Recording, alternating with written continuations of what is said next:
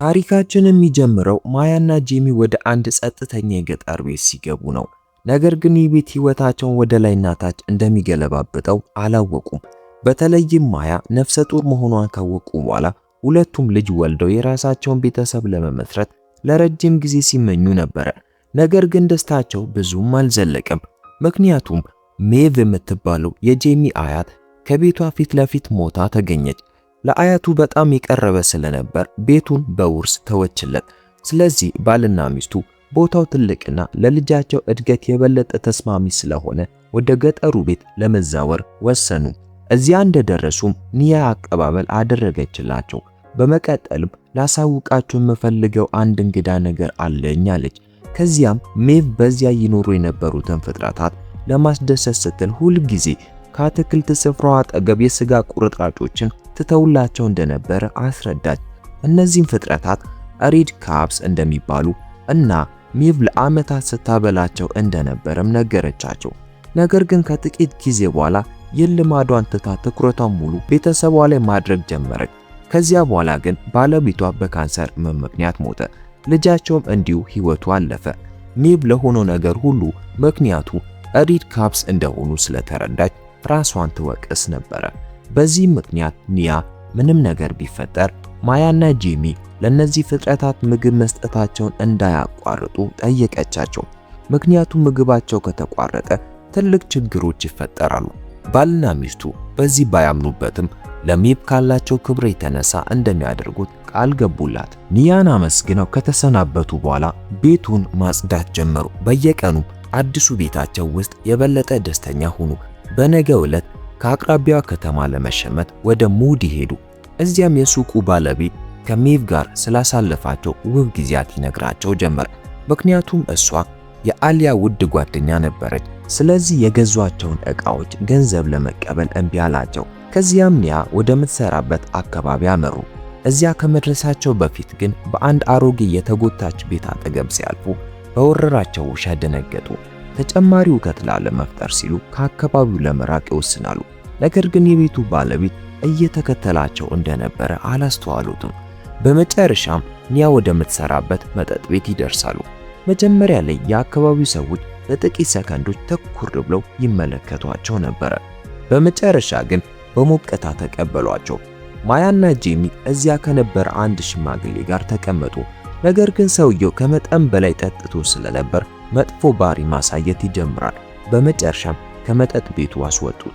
ከዚያም ኒያ ማያን ዛሬ ጠዋት ለሬድ ካፕስ ምግብ አስቀመጥሽላቸው ትላለች። ነገር ግን ማያ እየሳቀች ረሳሁት እኮ አለቻት። እዚህ ጋር በኒያ ፊት ላይ ስጋት ታየ። ለብቻቸው እንዲያወሩም ጠየቀቻት። የሬድ ካፕስ ፍጥረታት በጣም አደገኛ ስለሆኑ ምግባቸውን ካላገኙ ብዙ ጉዳት እንደሚያደርሱ አስረዳቻት። ሁለቱ ባልና ሚስት ጨርሶ ህልውናቸውን ስለማይሰማቸው ጠዋት ይህን የዕለት ተዕለት ተግባር እሷ እንድትወስደው ጠየቀቻት። ማያ ግን ሐሳቡን አልተቀበለችውም።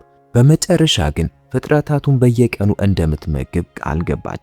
ኒያም ተረጋግታ ስለተረዳቻት አመሰገነቻት። በተመሳሳይ ጊዜ የአሰካራም ሽማግሌ በጎዳናዎች ላይ በደስታ ከሚሮጠው ውሻው ጋር ወደ ቤቱ እየተመለሰ ነበር። ውሻው ጠፍቶ ስለነበር ሰውየው ወደ ጫካው ገብቶ ይጠራው ጀመር። በድንገት አንዲት ትንሽ ልጅ ብቻዋን ስታለቅስ አየ። ምን እንደሆነች ለማየት ወደ እሷ ቀረበ። ነገር ግን ይህ ወጥመድ ሆነበት። በመጨረሻም በልጅቷ ጥቃት ደረሰበት። በሚቀጥለው ጠዋት ማያና ጄሚ ከኩሽና በሚወጡ ድምጾች ምክንያት ከእንቅልፋቸው ባነኑ። ምን እየሆነ እንዳለ ለማየትም ሮጠው ሄዱ። ነገር ግን በቤቱ ውስጥ ያሉትን ትልልቅ ችግሮች ለማስተካከል የመጡ የአካባቢው ግንባታ ሰራተኞች ቤተሰቦች መሆናቸውን ሲያውቁ እፎይ ያሉ። እርስ በርሳቸው ተዋወቁ። ሚስተር ዎን በእኛ መኖር ላይ ምንም ልታስቡ አይገባም፣ ስራችንን በተቻለ ፍጥነት እንደምንጨርስ ቃል እገባላችኋለሁ አላቸው። ነገር ግን ባሪያቸው የማያን ትኩረት ስለሳበው አንድ ችግር እንዳለ ተሰማት። ቢሆንም እሷና ጄሚ ወደ ገበያ ወጡ። የሚስተር ዎን ልጆችም ስራቸውን እንዲጨርሱ ተዋቸው። ችግሩ ከቤተሰቡ ልጆች አንዱ የሆነው ኪሊያን እንግዳ በሆነ መንገድ መመላለስ መጀመሩና ከቤቱ ውስጥ የሆኑ ዕቃዎችን መስረቅ መጀመሩ ነበር። በኋላም ማያና ጄሚ የከተማዋን ቄስ አስከትለው የሜቭን መቃብር ለመጎብኘት ሄዱ። ቄሱም ይህ የመጀመሪያ ልጃቸው እንደሆነ ጠየቃቸው። ማያ ከዓመታት በፊት ከሌላ ወንድ ጋር ግንኙነት እንደነበራትና በእሱ መጥፎ ባህሪ ምክንያት ልጇን እንዳጣች አመነች። ነገር ግን በአሁኑ ሕይወታችሁ ሰላምና እረፍትን እመኝላችኋለሁ አላቸው። ቄሱም ሜቭ ከባለቤቷ አጠገብ እንደተቀበረች፣ ልጃቸው ግን እሱን የሚጠቁም ድንጋይ ብቻ እንደሆነ ነገረው። ማያ በመገረም የልጁን አስክሬን ከቤተሰቡ ጋር ለምን እንዳልቀበሩ ጠየቀችው። ቄሱም የልጁ አካል እንዳልተገኘ ገለጸላት። ኒያ እንዳለችው ልጁ የአእምሮ ሕመም ነበረበት ወይ ብላ ትጠይቃለች። ነገር ግን ይህንን መረጃ ማረጋገጥ አልቻለም። በዚህ ጊዜ የባልና ሚስቱ ጉጉት ጨመረ። ከሰዓታት በኋላ ማያ ኒያን ልታገኛት ሄደች። ኒያ በባር ውስጥ ስለነበረው ሰካራም መጥፋት ነገረቻት። ይህ እርስ ቢሆንም እንዳይጨነቁ ጠየቀቻት። ከዝናብ እንዲጠለሉ ሻይ እንዲጠጡ ጋበዘቻቸው። ጄሚ ተደስቶ ወደ መኪናው ገባ። ነገር ግን ማያ ከኒያ ጋር ስለ ሜቭ ልጅ አካል መጥፋት ሚስጥር ጠየቀቻት። ኒያም ሜቭ ባለቤቷን ከሕመም ለማዳን ባደረገችው ተስፋ የቆረጠ ሙከራ ባለቤቷን ለማየት ስትል ልጇን ለመስጠት ከሬድ ካብስ ፍጥረታት ጋር ውል ተዋውላ እንደነበር ገለጸችላት። ማያ ይህን ማመን አቃታት። ሜቭ አእምሮዋን ስታ ልጇ ላይ አንድ ነገር አድርጋ ይሆን ስትል ጠየቀች። ኒያ በጣም ተናዳ ሜቭ ልጇን ልትጎዳው እንደማትችልና ከምንም ነገር በላይ ትወደው እንደነበረ አረጋገጠችላት። ከዚህም በኋላ ባልና ሚስቱ በመኪና ወደ ቤታቸው ተመለሱ። እዚያም በቃላት ሊተነኩሷቸው ከጀመሩት ከሚስተር ዎን ልጆች ጋር ተገናኙ። ጄሚ ከወንድማማቾቹ ጋር ተያይዞ እያለ ማያ ወደ መጸዳጃ ቤት ገባች። ታላቁ ልጅ አይሆን በመስኮት በኩል ሲመለከታት ባየች ጊዜ በፍርሃት ጮኸች። ከመጸዳጃ ቤቱ ድርጊት በኋላ ባልና ሚስቱ ስለ ልጆቹ ባህሪ ከሚስተር ዎን ጋር ተነጋገሩ። እሱም በሆነው ነገር ይቅርታ ጠይቆ ልጆቹን እንደሚያነጋግራቸው ቃል ገባ። ነገር ግን ጄሚ በጣም እንደተናደደ ቀረ። ማያ ግን ወደ አትክልት ስፍራ ሄዳ ለኒያ ቃል እንደገባችው ሪድ ካብስን ለመመገብ ላይሆን ስጋ ተወችለት። ነገር ግን ወደ ቤት ከመመለሷ በፊት ወደ ጫካው የሚወስደው በር ድምፅ ሰማች። ከፈተችው። በቅጽበት ስጋው ሙሉ በሙሉ በመጥፋቱም ደነገጠች። በሚቀጥለው ቀን አዲስ አጋጣሚ ተከሰተ። የሚስተር ዎን ልጆች የሁለተኛውን ፎቅ አንዱን መስኮት ሰበሩት። መስታወቱን ማያን ሊመታት ነበር። ይህም የጄሚን ቁጣ አፈነዳው። ስለዚህ ሶስቱንም ለማግኘት ሄደው እናንተ ደካማ ነገር ግን ወንጀለኞች ናቸው አሏቸው። ማያ ግን ለማረጋጋት ሞከረች። ባለቤቷም ይህንን ንግግር እንዲተው ጠየቀችው። የአእምሮ ችግር እንዳለበት ግልጽ ከሆነው ከአይወን ጋር ትነጋገር ነበር። አባቱ ደግሞ ለጤናው ምንም አያሳስበውም ነበር። በተቃራኒው ባይል ይመታው ነበር። ማያ ገብታ እንዲያቆም ጠየቀችው። ሁኔታው ከተረጋጋ በኋላ ባልና ሚስቱ ወደ ቤታቸው ተመለሱ። ማያ ለተፈጠረው ረብሻ ጄሚን ወቀሰች። ከነዚህ ችግሮች ሁሉ ለማምለጥ በማሰብ እነዛን ፍጥረታት ለመፈለግ ወደ ጫካው ለመሄድ ወሰነች። ጥቂት እንደተጓዘችም ትንሿን ውሻ አየች። ውሻው እንድትከተለው የሚፈልግ ይመስል ነበር። ስለዚህ ከኋላው እየተከተለች ጫካ ውስጥ ወደሚገኝ ጥልቅና አስፈሪ ቦታ ደረሰች። እዚያም ከድንጋይ የተሰራና አሮጌ ቤተ መንግስት የሚመስል እንግዳ ሕንጻ አየች። ፍርሃቷ ግን እንዳትገባ ከለከላት። ትልቁ የኖራ ድንጋይ ወለል ወደ ታች ሲወርድ ባየች ጊዜ ውሻውን የመከተል ሐሳቧን ድጋሚ አሰበችበት። ውሻው በፍጥነት ወደ ላይ ከተመለሰ በኋላ ዱካውን አጣችው። እሱን ስትፈልገው አይሆን ጫካው መካከል ብቻው ቆሞ አየችው። ምን እየሰራ እንደሆነ ለማወቅ ስትቀርብ በአባቱ በድጋሚ ከተመታ በኋላ እያረፈ እንደነበር ተረዳች። ስቃዩን አይታ ልታስማናው ሞከረች። ነገር ግን ሁኔታዎች በድንገት ከቁጥጥር ውጭ ሆኑ። አይሆን አቅፎ እወድሻለሁ አላት። ባለው ትልቅ ጉልበት ምክንያት ልታርቀው ስትታገል ሁለቱም መሬት ላይ ወደቁ። ከጥቂት ጊዜ በኋላ ማያ በፍጥነት ወደ ቤት ተመልሳ ልታሳዩ የምትፈልገው ወሳኝ ነገር እንዳለ ነግራ ጄሚ ይዛው መጣች። ሊደነግጥም አብሯት ለመሄድ ተስማማ። ጫካው ውስጥ ሲደርሱ በአይወን ላይ የሆነውና ሊያጠቃት ሲሞክር እንደመታችውና እንደሸሸች ነገረችው። በተጨማሪ እንግዳ የሆኑ ፍጥረታትን እንዳየች ነገረችው። ነገር ግን ጄሚ በጣም ግራ ተጋብቶ ነበር። ከማያ የሰማውን አንዲትም ቃል አላመነም። ይህም የበለጠ ግራ አጋባት። ከተማው ውስጥ ጥቃት ከደረሰብን ቀን ጀምሮ እንደ ቀድሞ አይደለችም። ይህ ደግሞ እንዲቀጥል አልፈቅድም አላት። ከዚህ ውይይት በኋላ ጄሚ በከተማው ወደሚገኝ መጠጥ ቤት ሄደ። እዚያም የአይወን ወንድሞች የሆነውን ኪሊያንና አዝሊንን አገኛቸው። ታላቅ ወንድማቸው የት እንዳለ ቢጠይቁትም እንደማያውቅ ነገራቸው። ምሽት ሲሆን ማያ ቤት ውስጥ ሆና ለማረፍና የዕለቱን ክስተቶች ለማርገብ ስትሞክር በድንገት ብቅ ያሉትን ፍጥረታት እያሰበች እያለ አንድ እንግዳ ነገር ተከሰተ። አንድ እንግዳ ፍጡር ቤቱን ወረረው። ከሪድ ካብስ ፍጥረታት አንዱ እንደሆነ ስላሰበች ለመረጋጋት ሞከረች። ፍጡሩ ወደ እሷ ቀርቦ በማታውቀው ቋንቋ ተናገረ። እሷ ግን አንዲት ፊደል እንኳን አልገባትም። በዚህ አጋጣሚ ተጠቅማ የእልውናቸው ማረጋገጫ እንዲሆን ፍጡሩን ፎቶ አነሳችው። ነገር ግን ጉጉት አድሮባት ቦርሳውን ስትከፍት እጅግ አስደንጋጭ ነገር ተመለከተች። በቦርሳ ውስጥ የነበረው የአይወን የተቆረጠ ራስ ነበረ። ከጥቂት ጊዜ በኋላ ጄሚ ወደ ቤት ተመለሰ። ማያ የሆነውን ሁሉ እስክታሳየው ድረስ አረፍ ብላ ነበር። ቦርሳ ውስጥ የተቆረጠውን ራስ እንዳየች በፍርሃት በረዶ ሆነች። ያነሳችውን የሪድ ካብስ ፎቶ ልታሳየው ብትሞክርም ካሜራው የፍጡሩን ምንም አይነት ምስል አላስቀረም ነበር። ከዚያ በኋላ ሚስተር ዎን ከልጆቹ ጋር ወደ ቤታቸው ሲደርሱ አስተዋሉ። ከመጥፋቱ በፊት አይሆንን ያዩ ከሷ ጋር ስለነበረ ሊጋፈጧቸው መጡ። ጄሚ በበሩ ጀርባ ሆኖ ከመጥፋቱ ጋር ምንም ግንኙነት እንደሌላቸው በማስረዳት ሁኔታውን ለማረጋጋት ሞከረ። ነገር ግን ሚስተር ዎን ሊያምነው ስላልፈለገ ራሱ ገብቶ ለመፈለግ ወሰነ። ጄሚ ፖሊስ እጠራለሁ ሲለው ሚስተር ዎን የተመለሰ አስመስሎ ልንሄድ ነው አለ። ነገር ግን በውስጡ ሌላ እቅድ ነበረው። በተመሳሳይ ጊዜ ኪሊያንና አዝሊን መግቢያ መንገድ እስኪያገኙ ድረስ በቤቱ ዙሪያ ተበተኑ። ማያ ሁኔታው ለእሷና ለልጇ አደገኛ መሆኑን ስትረዳ ራሷን ለመጠበቅ ማምለጥ እንዳለባት ወሰነች። ወደ ላይኛው ፎቅ ሮጣ ወደ ጣሪያው ወጣች። እዚያም አዝሊን በፊቷ ስትቆም ደነገጠች። በፍርሃትም ምክንያት ቦርሳው ከእጇ ወደቀ። አዝሊንም የቦርሳውን ይዘት ስታይ የወንድሟ አራስ መሆኑን አወቀች። ስለዚህ ለቤተሰቧ ለመናገር ቸኮለች። ማያ አጋጣሚውን ተጠቅማ ወደ መሬት ፍጥረታት ሮጠች። በሌላ በኩል ጄሚ ስልኮች ሁሉ ስለሚሰሩ ከባለስልጣናት ጋር ለመገናኘት ላፕቶፑን አበራ። ሚስተር ዎን ከአዝሊን ጋር ተገናኘ። በር ሰብሮ በመግባት ቤቱን በእሳት አያያዙት። ጄሚ ተስፋ ቆርጦ የሚሸሸግበት ቦታ ፍለጋ ሮጠ። በትልቁ የመጽሐፍ መደርደሪያ ክፍል ውስጥ አንዱን ክፍል አገኘ። ነገር ግን ማያ አሁንም ሁለተኛው ፎቅ ላይ ልትሆን የምትችል መሆኑን አስታውሶ እሷን ለመፈለግ ተመለሰ። ነገር ግን ክፍሉ ውስጥ እንደተቆለፈበት ኪሊያን በፊቱ ቆሞ አየው። ምንም እንኳን ለመታገል ቢሞክርም ኪሊያን በቀላሉ አሸነፈው።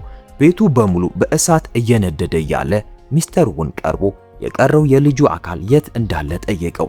ጄሚ ንጹህ እንደሆነና ስለሆነው ነገር ምንም እንደማያውቅ ገለጸለት። የመሬት ፍጥረታት በልጁ ላይ በሆነው ነገር እውነተኛ ተጠያቂዎች እንደሆኑ ነገረው። ነገር ግን ሁሉም ይህንን ተረት አላመኑ። ሚስተር ዎን ለተፈጠረው ነገር እውነተኛው ምክንያት ማያ እንደሆነች ስላመነ የት እንዳለች እንዲናገር ጠየቀው። በተመሳሳይ ጊዜ ማያ ጫካው መሃል ወደሚገኘው የሪድ ካብስ ፍጥረታት የድንጋይ ዋሻ ሮጠች። የባሏን ሕይወት የሚያተርፉ ከሆነ የሚፈልጉትን ለማቅረብ ቃል ገብታ እርዳታ ጠየቀች። ወደ ቤት ስትመለስ ግን አዝሊንን ወዲያውኑ በማየቷ ደነገጠች። አዝሊንም አባቷን ጠርታ ያለምንም ማንገራገር አጠቃቻት። ሚስተር ዎን ልጁ ጄሚን እንዲጨርስ አዞት እሱ ማያን ለማስተናገድ ጊዜ ወሰደ። ያቀዱትን ከማድረጋቸው በፊት ግን ከሪድ ካብስ ፍጥረታት አንዱ በድንገት ኪሊያን ላይ ዘሎ ከኋላው በቢለዋ ደጋግሞ ወጋው። ሚስተር ዎን በፍጥነት ምላሽ በመስጠት ፍጡሩን በትልቅ የቤት እንጨት መጥቶ መሬት ላይ ጣለው። ፍጡሩ ምን እንደሆነ ለማወቅ ሲቀርቡ ሌላ ሪድ ካብስ ብቅ አለ። ከምድር በላይ ወጥቶ ቢለዋውን በቀጥታ ኪሊያን ላይ ሰካው። የመጀመሪያው ፍጡር የመጨረሻ ጉልበቱን አሰባስቦ ቢላውን ወደ ሚስተር ዎን ወረወረው። ከዚህ በመነሳት ልቡ በፍርሃት ተሞላ። በያዘው እንጨት ፍጡሩን እየጨፈለቀ ወደ ልጁ ጮኸ።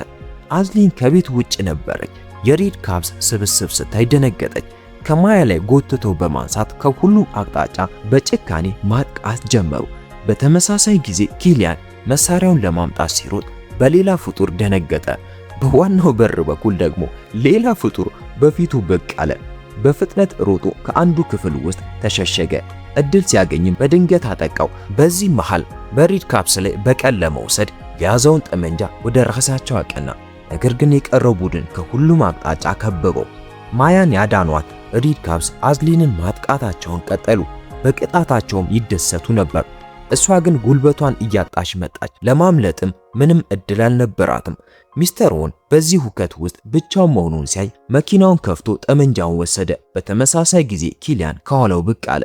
ሰውየው እዚህ ጋር ብቻውን ለማምለጥ ወስኖ መኪና ውስጥ ገባና በሮቹን ቆለፈ። ነገር ግን ከመንቀሳቀሱ በፊት ከተቆጡት ፍጥረታት አንዱ መጥቶ የልጁን አንገት ያዘ። ሚስተር ዎን በፍጥነት እግሩን ሰበረው። ነገር ግን ኪሊያን በአባቱ እጅ ላይ ወዲያውኑ ሕይወቱ አለፈ። ከዚህ በኋላ አባቱ ተስፋ ቆርጦ ተሰበረ። ልጆቹን ባሳደገበት መጥፎ መንገድም ይቅርታ መጠየቅ ጀመረ። በተመሳሳይ ጊዜ ጄሚ ከአልጋው ስር ተደብቆ ነበር። ሁኔታው ሲረጋጋ ወደ አትክልት ስፍራ ወጣ። እዚያም ሪድ ካብዝ የአዝሊንን አስክሬን ሲነጣጥሉ አያቸው። በአቅራቢያው በነበረ መዶሻ አንዱን ቢመታውም ፍጥሩ ምንም አይነት ጥቃት አላሳየም። ጄሚም እነዚህ ፍጥረታት በእርግጥ እነሱን ለመርዳትና ለመሞት እንደመጡ ተረዳ። ስለዚህ ምጥ ወደ ያዛት ማያ በፍጥነት ሮጠ። በድንገት ሚስተር ዎን ብቅ ብሎ በመሳሪያው አንዱን ሪድ ካብ ተኮሰበት። የቀሩትም በተኩሱ ድምፅ ደንግጠው ሸሹ። ሚስተር ዎን ልጁ የነዚህ ፍጥረታት ሰለባ መሆኗን ሲያይ በእነሱና በባልና ሚስቱ ላይ በቀል ለመውሰድ ወሰነ። ወደ እነሱ ቀርቦ መሳሪያውን አቀባበለ። ጄሚ ሚስቱን ለመጠበቅ ሲል ወንድ ከወንድ ለመጋፈጥ ቢሞክርም ሚስተር ዎን ግን ፍርሃቱ አሸንፎት በቀጥታ ደረቱ ላይ ተኮሰበት። ጄሚ መሬት ላይ ወደቀ። ሚስተር ዎን ማያን ለመግደል ሲቃረብ ግን ያቺ ውሻ ዘላ አባረረችው። ክንዱን ነክሳ መሳሪያውን አስጣለችው። ማያ አጋጣሚውን ተጠቅማ በግድ ወደ መሳሪያው ተሳበች። ሰውየው ውሻውን ከራሱ ላይ ካራቀ በኋላም ቢሆን ሁሉም ነገር አብቅቶለት ነበር። ማያ ትክክለኛ ጥይት ተኩሳ የወንጀለኞችን ቤተሰብ ሕይወት ፈጸመችው። የወንጀለኞቹ ቤተሰብ ሕይወት ካበቃ በኋላ ጄሚና ማያ መሬት ላይ ሆነው እርስ በርሳቸው ተቃቀፉ። የሆነውን ነገር ለማስተዋል ይሞክሩ ነበር። ሪድ ካብዝ የተገደሉትን አካላት ይዘው ትልቅ በዓል ለማክበር ወሰዷቸው።